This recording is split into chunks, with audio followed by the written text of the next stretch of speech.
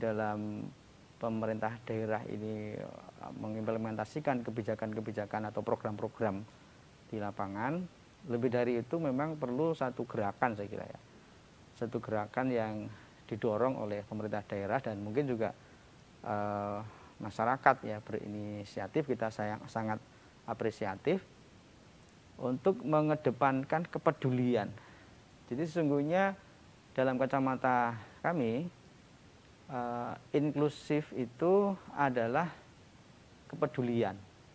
Jadi bagaimana masyarakat kita ini punya jiwa kepedulian sosial yang tinggi, maka dia akan care, maka dia akan punya perhatian, maka dia akan ramah ya, tidak, mohon maaf, tidak membuli, tidak meremehkan, tidak mengesampingkan yang kelompok-kelompok rentan tadi itu ya, yang ada anak, apalagi anak terlantar ya, yang perempuan dari dengan masalah sosial ekonomi dan juga lansia, difabel itu ya. Nah, sehingga bagaimana kita pemerintah daerah terutama dan kita semua masyarakat ini menumbuhkan jiwa kepedulian itu ya, saya kira tidak cukup dengan perda. Perda ini kan regulasi yang memayungi program dan kegiatan dari pemerintah daerah.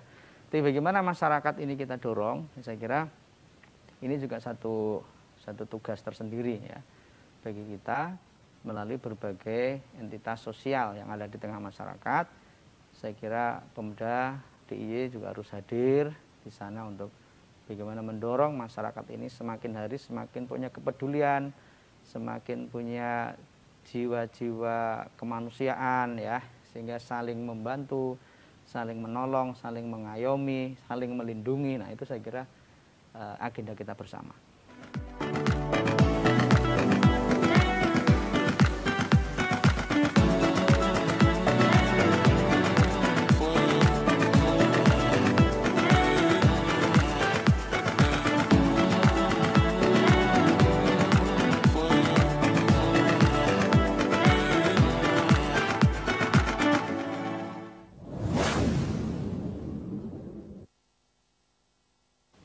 Yang pertama mungkin tadi ya masalah care tadi ya, orang kurang perhatian.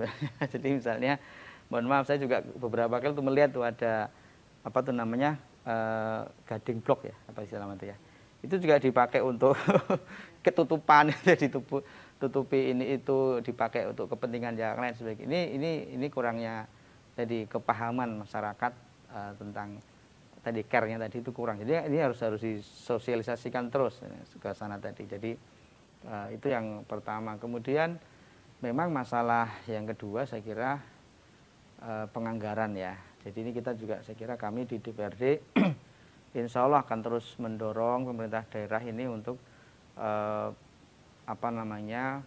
alokasi ya anggaran untuk memberikan pelayanan ke berbagai masyarakat yang rentan tadi, yang kita sebut rentan tadi, itu juga harus kita tingkatkan ya, sehingga nanti terutama misalnya yang hari-hari ini memang kebetulan sedang kita bahas itu revisi Perda nomor 4 2012 ya, itu sedang kita revisi, itu tentang penghormatan, perlindungan, pemenuhan hak-hak penyandang disabilitas ya.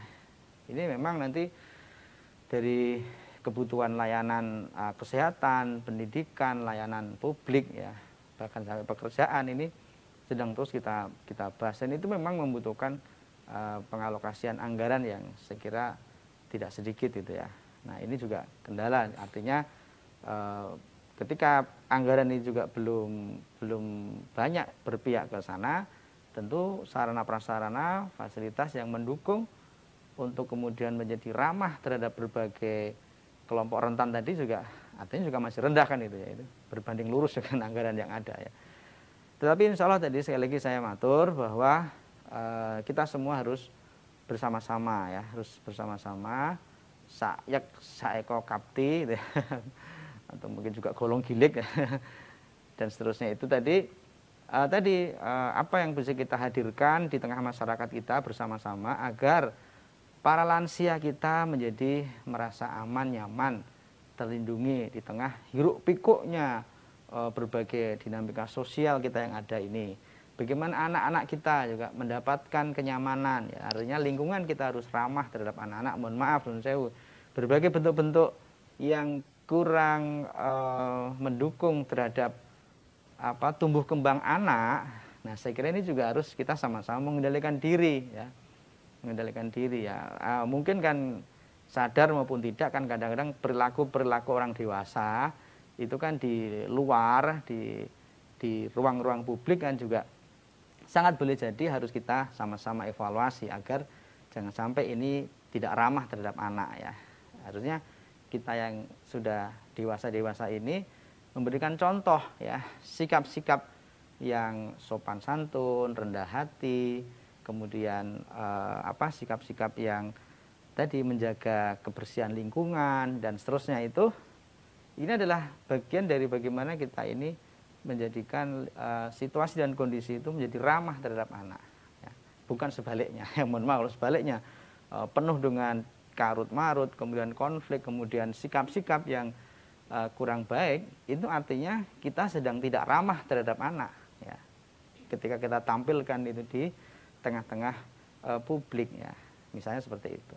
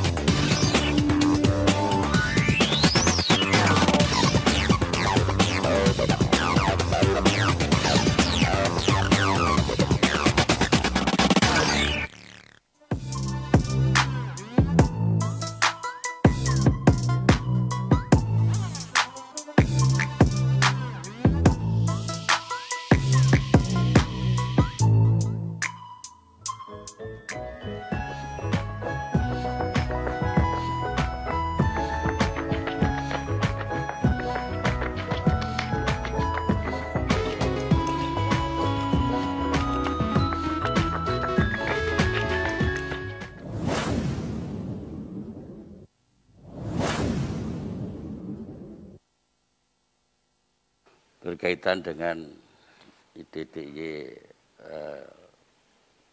sebagai provinsi inklusi, ini kan sebetulnya mengacu dari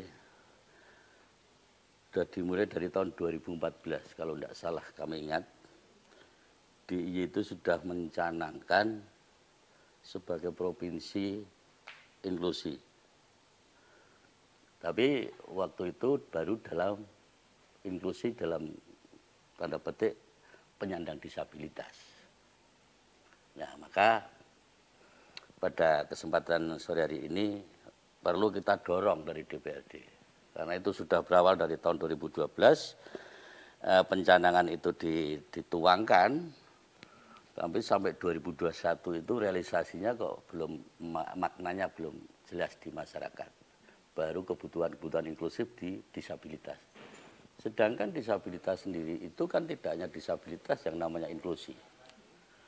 Itu banyak di situ tentang lansia terlantar, anak terlantar, buruh migran dan sebagainya dan sebagainya. Nah, maka pada kesempatan hari ini kami selaku Komisi D ingin sekali mendorong tentang inklusi DIY ini terrealisasi dengan sebenar-benarnya. Nah, sebetulnya persiapan itu dari masing-masing OPD itu untuk inklusinya sudah jalan, Pak. Kebutuhan penyandang disabilitas sudah istilahnya sudah berusaha semaksimal mungkin, khususnya dari dinas sosial. Ini sudah banyak istilahnya mengadopsi kebutuhan-kebutuhan hak-hak disabilitas. Nah, tapi ini kan harusnya harus berkesinambungan atau berkaitan dengan OPD yang lain. Sehingga seperti disabilitas itu tidak hanya kebutuhannya, kebutuhan fisiknya, tapi juga bisa mandiri. Menurut saya seperti itu.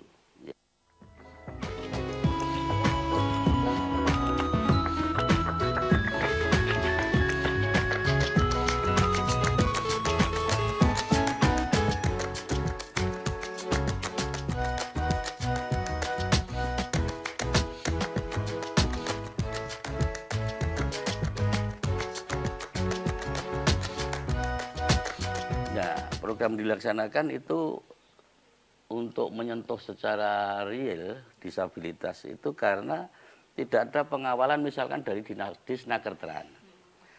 Ini sentuhannya kok kami perhatikan di lapangan, disabilitas tidak banyak terlibat. Sehingga bahkan masalah cuman tentang warga yang normal, yang pada mengikuti pelatihan kegiatan Nakertran. Misalkan pelatihan perbengkelan, pelatihan catering, pelatihan jahit, bordir, kecantikan. Ini kebanyakan kok orangnya normal gitu loh. Padahal kami berusaha, kami juga selalu prihatin sekali terkait dengan saudara-saudara kita yang lahir di difabel tersebut. Ini loh, yang menjadi keprihatinan kami seperti itu. Sehingga misalkan pelatihan ya paling tidak saudara-saudara kita yang membutuhkan istilahnya bantuan seperti itu memang karena keterbatasan fisiknya kan harus diperhatikan juga. Prioritas lah paling tidak. Syukur perusahaan-perusahaan itu dari Naker juga menekankan seperti aturan undang-undang bahwa setiap perusahaan harus bisa menerima saudara-saudara kita yang difabel. Tapi faktanya di lapangan karena tidak ada punishment-nya, itu banyak perusahaan yang tidak mau menerima difabel. Padahal aturan undang-undang menekankan sampai ke sana. Nah, ya gini, pertama data itu penting, Pak. Data tentang disabilitas, anak terlantar, lansia terlantar, terus wanita terlantar, dan juga fakir miskin, itu data itu penting sebagai data untuk istilahnya nanti segera terwujudnya inklusi di DIY ini. Kalau rencana ke depan, saya mendorong pada pemerintah daerah bahwa kinerja OPD itu tidak masing-masing punya program sendiri, tapi mengerucut ya gitu, mengerucut sehingga fokus penanganan masalah inklusif ini betul-betul masing-masing pemegang kebijakan atau OPD itu betul-betul fokus di inklusi tersebut sehingga program DIY inklusi ini segera terrealisasi, Mbak.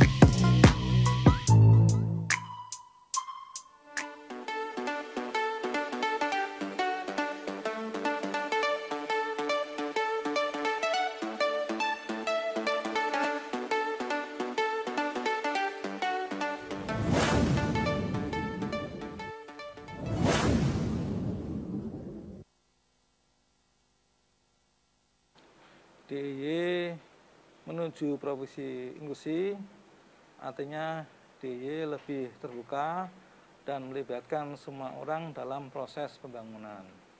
Dan program DIY menuju inklusi ini sudah dirintis sejak tahun 2014. Jadi untuk mendukung dan mempercepat proses DIY menuju profesi inklusi, Biro Bina Pemberdayaan Masyarakat Seda DIY telah melakukan kajian. Hasil kajiannya ternyata untuk kelompok rentan masih termarginalkan, belum dilibatkan dalam proses pembangunan. Siapa saja yang termarginalkan itu? Yaitu yang pertama adalah anak terlantar, kemudian orang tua terlantar, perempuan yang menghadapi masalah sosial, dan penyandang disabilitas. Jadi sebenarnya kita inginnya itu DIY menuju profesi inklusi ya di semua aspek. Tapi kan kita memerlukan prioritas. Nah, prioritas yang mendesak adalah dari aspek hukum, aspek sosial, aspek pendidikan, aspek kesehatan, dan aspek ketenagakerjaan. Ya, sudah dipetakan, memang yang harus kita lakukan, yang pertama harus sering melakukan sosialisasi, regulasi, dan kebijakan DIY menuju profesi inklusi. Kemudian yang kedua, yaitu melakukan pendataan sampai kepada data yang paling bawah, RT. Kemudian yang ketiga, perlu melakukan koordinasi dan sinkronisasi semua OPD yang punya tugas dan fungsi dalam hal DIY menuju profesi inklusi. Kemudian yang terakhir yaitu membentuk forum yang bertugas mengawal agar DIY menuju profesi inklusi dapat terwujud, yaitu mulai pendataan, perencanaan, pelaksanaan, sampai dengan monitoring dan evaluasi. Ya, yang kita lakukan tahun 2021 ini baru bagian dari permasalahan yang harus kita atasi. Tetapi tahun 2022 masih akan dilakukan kajian lagi, yaitu kajian untuk kelompok rentan lainnya maupun untuk aspek lainnya. Aspek lainnya itu misalnya aspek di bidang budaya, aspek di bidang pariwisata, aspek di bidang pelayanan umum. Ya, sekarang ini kan menjadi isu global ya, bahwa semua di tataran pemerintahan itu memang harus melakukan inklusi, artinya melibatkan semua orang dalam proses pembangunan. Jadi DIY ingin menjadi yang pertama, menjadi pionir.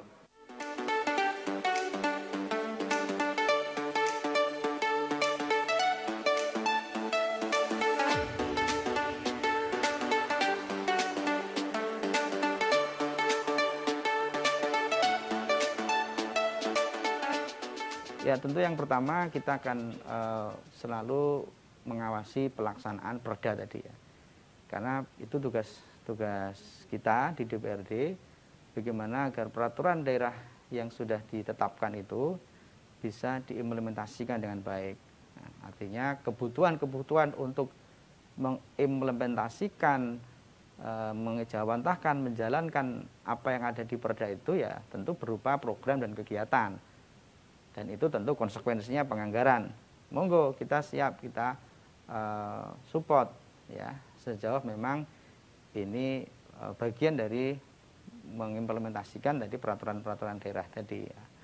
Kemudian yang kedua tadi kita akan tentunya terus selain dukungan anggaran tadi di dalam pelaksanaan pengawasan pelaksanaan Perda tadi itu, kita juga tentunya akan bersama-sama dengan masyarakat ya, mensosialisasikan keberadaan peraturan daerah ini yang notabene sesungguhnya bukan semata-mata mensosialisasikan peraturan daerah, tetapi ingin bersama-sama mengajak masyarakat, bersama-sama masyarakat, jadi itu meningkatkan kepedulian tadi itu ya. Jadi kalau kepedulian ini kita tumbuh dengan baik, saya kira istilah inklusi itu kan belakangan saja hadir. Tapi sesungguhnya jati diri bangsa Indonesia, jati diri warga masyarakat daerah istimewa Yogyakarta itu sudah inklusif dari sononya sebenarnya, dari kita sejak lahir, karena itu adalah warisan luhur para pendahulu kita ya. Tapi kan kemudian dikemas hari-hari ini dengan istilah-istilah inklusi, itu sesungguhnya adalah pengejawantahan dari kepedulian tadi. Sehingga kalau kita kembali di tengah masyarakat dan kembali menumbuhkan rasa kepedulian tadi, rasa sosial care tadi itu ya, insya Allah itulah yang akan terjadi adalah DIY menjadi daerah istimewa yang inklusif. Ya, harapannya bisa mengatasi ketimpangan sosial yang saat ini menjadi problem di DIY, yaitu ketimpangan pendapatan per orang ya, maupun ketimpangan kemajuan antar wilayah ya. Misalnya kalau kita bandingkan Gunung Kidul dan Kulon Progo tertinggal dibandingkan kota Sleman dan Bantul ya. Kemudian juga gap pendapatan, ada yang pendapatannya tinggi, juga ada pendapatan yang rendah, yang menyebabkan kemudian angka kemiskinan di DIY sangat tinggi. Sekarang pada angka 12,81%. Jadi harapannya itu bisa mengurangi angka kemiskinan.